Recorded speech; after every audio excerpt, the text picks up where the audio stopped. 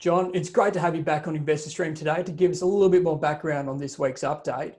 Clearly, it looks like the business is making progress in what we all know is a challenging in market. I just wanted to touch on the new contracts you've secured, specifically the MSA with Nature's Care.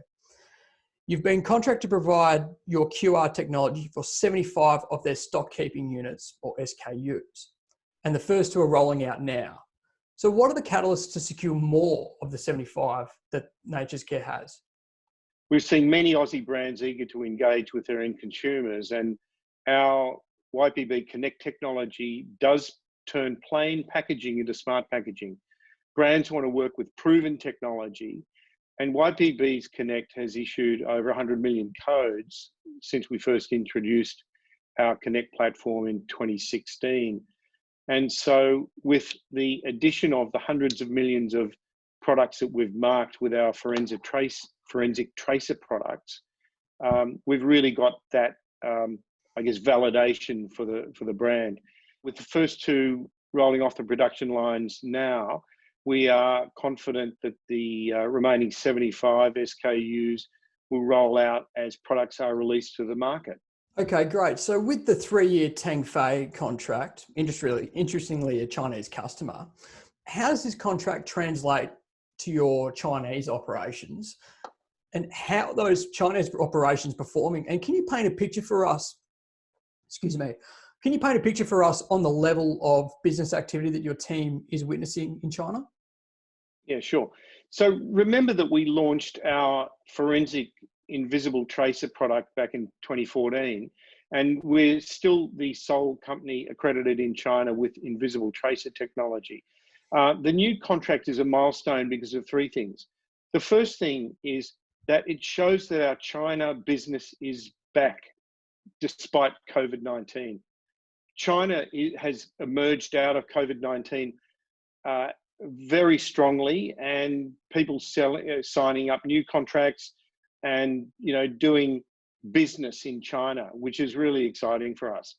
Our 2020 China strategy is now proving to be working well, and it's attracted this brand new client with a really interesting new solution around the racing pigeon industry. I can say that anecdotally, a racing pigeon was sold last year for $1.5 million US. So it's actually a really valuable industry.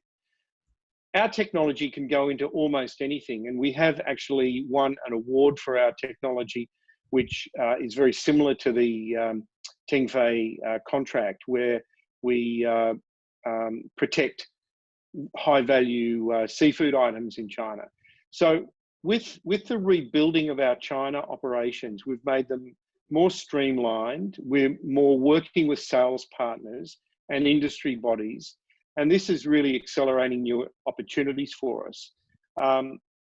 Underneath our sales partner strategy, we're actually seeing some of the world's largest brands using our tracer technology in things like glues on circuit boards for mobile phones, et cetera, et cetera. And even this very week, I can say that our team is on site with one of our existing huge China partners. And so we're really excited about the prospects of our China business growing. I'd also like to remind viewers that even in China, where it's trade between provinces, sometimes it's easy to forget that a large number of Chinese provinces are actually bigger than most countries. And so we're really excited that China is now back in business. So John, you've also flagged a major reduction in your monthly cost base. Like all businesses, you're clearly finding savings and presumably efficiency gains. But do you find that this is at a cost to future growth? No, I don't think it will be at all, because as I just said a moment ago, we've got a new strategy that we started in 2019 using sales partners. So we can basically do much more with one salesperson or one executive by leveraging on those sales partners.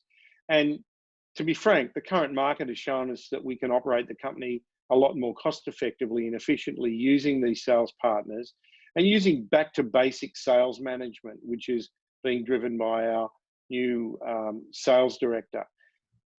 I think one thing to stress is that the cost savings do not impact our tendering or sales functions. We've got a great pipeline of opportunity, and there has been some delay, I must say, in tendering, and the world has slowed down in some ways. But the cost measures won't compromise sales functions. Okay, John, just one last question. You talk about more tenders and contracts pending. Can you give us a flavour for the sectors and the specific technologies that these relate to? And more broadly, what do you think is driving demand for YPB's technology at this time? The way the world is now, YPB's original ethos of protecting brands and consumers has never been more relevant. So if anything, we actually see the world as it is right now to be an ideal, breeding ground for success for YPB. 2020 sees us with laser focus on three key technologies, all wholly owned by YPB, and therefore high margin solutions. First is our historical invisible tracer, such as that going into the Tengfei contract. We're seeing more and more opportunities for that.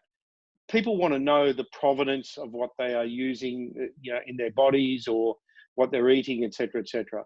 Our Motiv Micro smartphone breakthrough technology, we are laser focused on that, and our YPB Connect. So our YPB Connect solution, especially in the Western world, is just such an interesting paradigm, because more and more brands all over the world are using e-commerce platforms, exporting, and it's driving demand for our solutions.